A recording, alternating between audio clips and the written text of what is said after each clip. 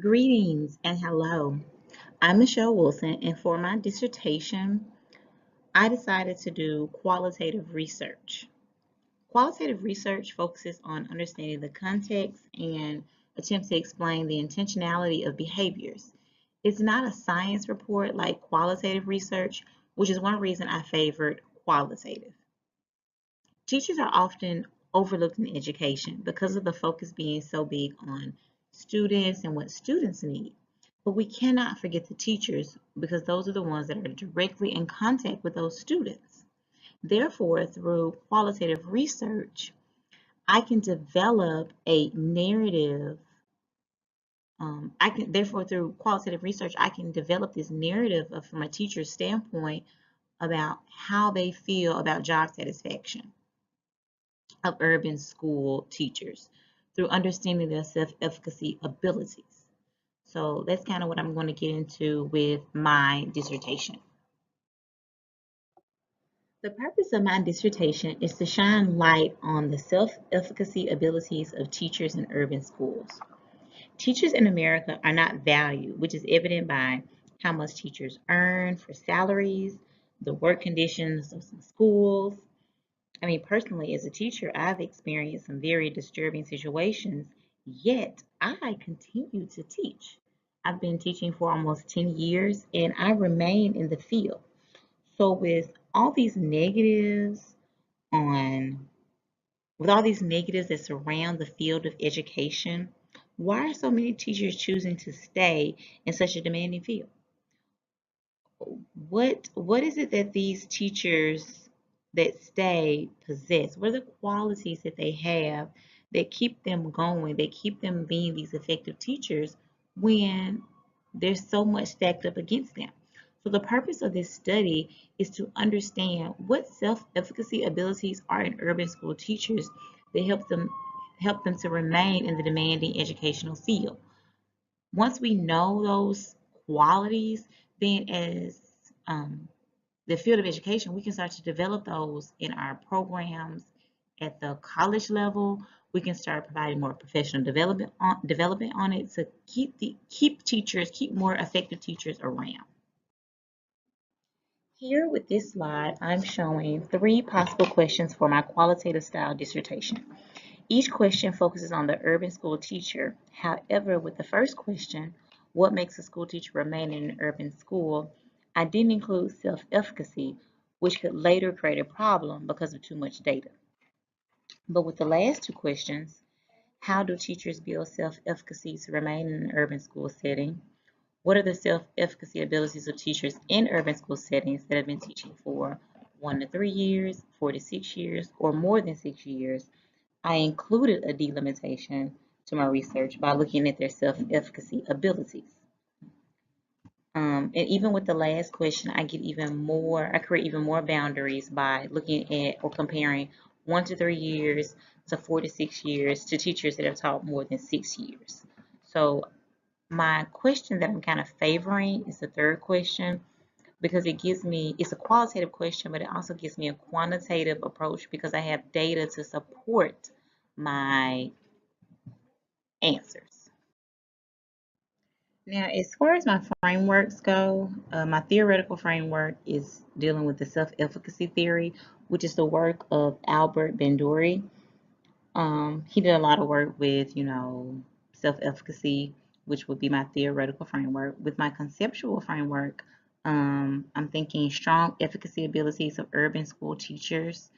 And, there's a lot of concepts that go with the fact about how teachers aren't deemed effective until they reach their 3rd year.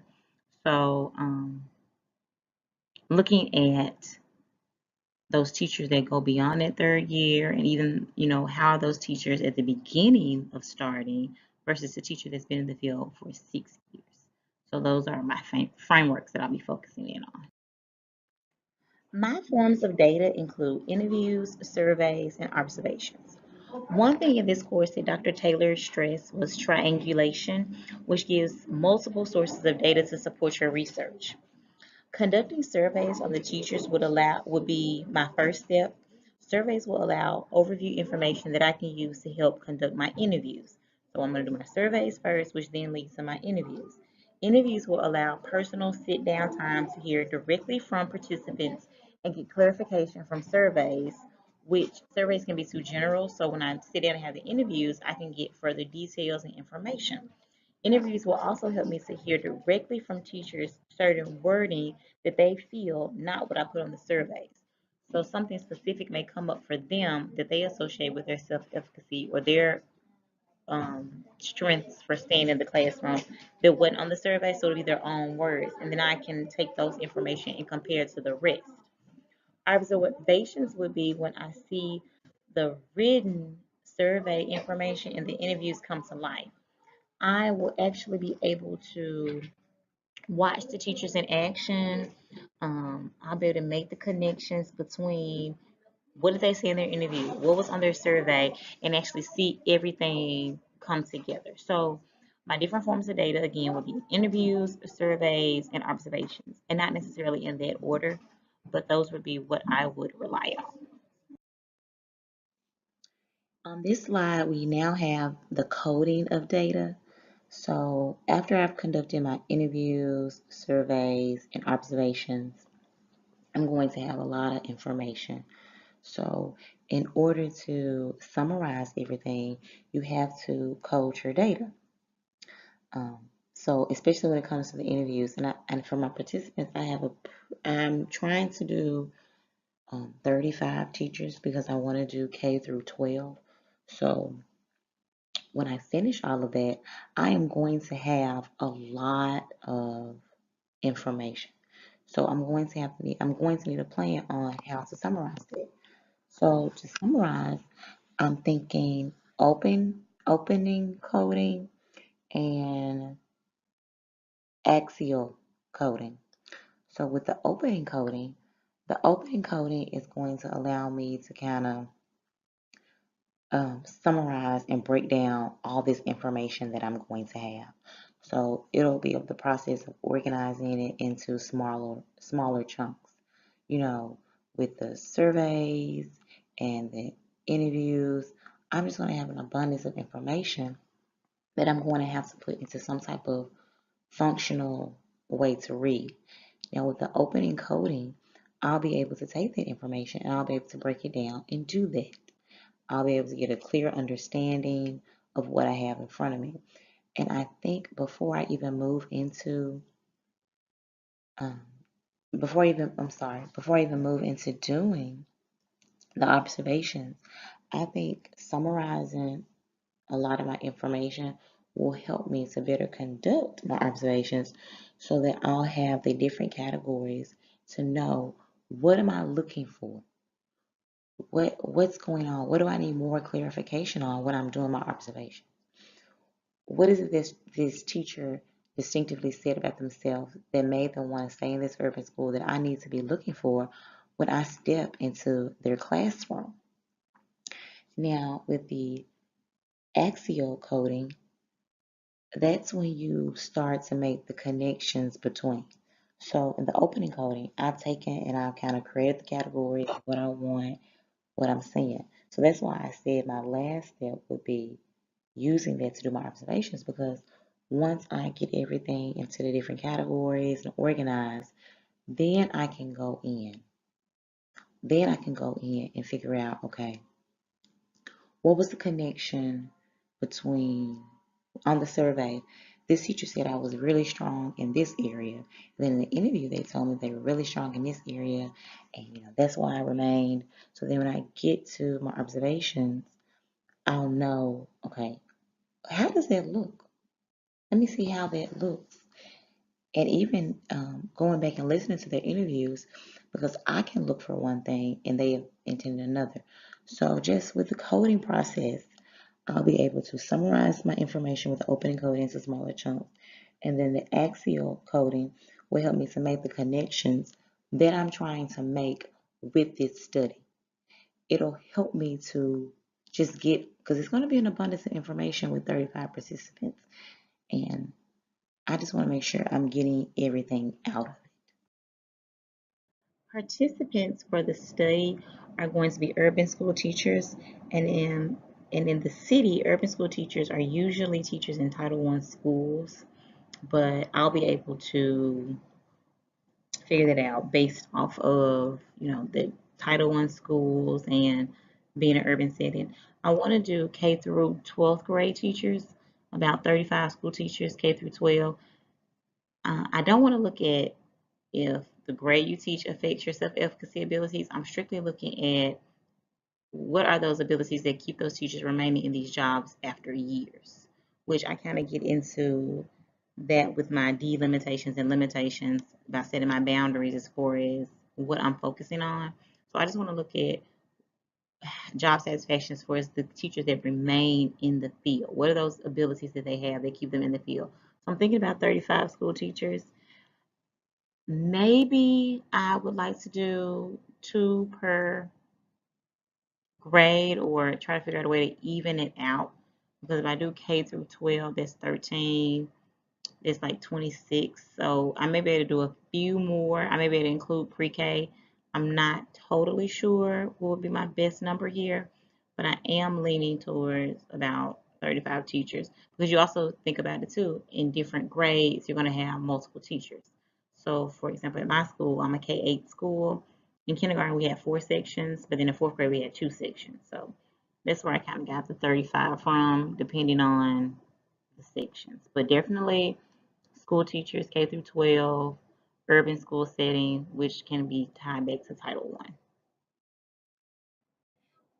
Delimitations and limitations are here, and I just really did a transfer of my information from my worksheet to the PowerPoint. But for my limitations for my study, I think they're going to be the self-efficacy surveys and the teacher interviews. These were limitations because with surveys, people often don't read them thoroughly and answer to the best of their ability. They kind of just go through circling. So I think that can kind of limit my study. Also, I see a limit with my interviews because I would like to do video recording because of just the age that we live in of social media and people sharing information and visuals and videos. However, I think with confidentiality protocols, I am not going to be able to make that possible without having to go through so many different steps. So I'll probably just stick with audio and just pull the information from there. Now, as far as delimitations, I set a boundary as far as the years of service. So I don't want to look at the grades that teachers taught or the different districts they may have came from, but just looking at their years of service. How long have they been teaching and how that affects their self-efficacy abilities? Trying to notice if there's a difference from when they first started to when they later on, or does it stay the same? Just trying to determine how that kind of affects the overall idea of job satisfaction of teachers. So that's basically what I have for delimitations and limitations.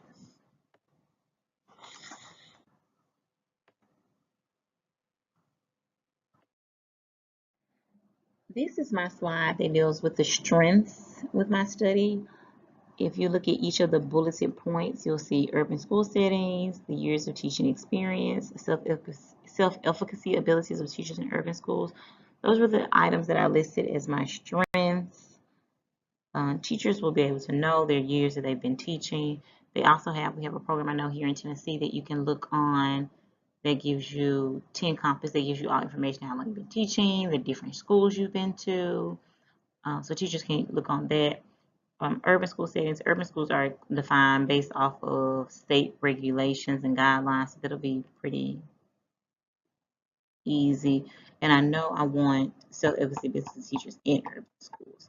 So these are the strengths here that I've listed out for you to look at. This is the conclusion to my presentation. I have listed a few resources that I used for the purpose of this assignment and when I was creating the qualitative worksheet. I use those three resources as far as just, to give me a simple definition for self-efficacy that was more official than my own words, and to talk about effective teachers, and then any information kind of pertaining to an urban school, because urban schools are sometimes often deemed the hardest ones to work at. So again, in conclusion, for my dissertation, I did decide to do qualitative research study that would allow me to create a narrative about teachers and job satisfaction in urban schools to understanding why teachers remain in such a demanding field as far as education. So I just want to be able to, you know, be a voice for the teachers and their struggles and what they go to. So I thank you and I look forward to the next steps in my project and just kind of making this better and coming full circle.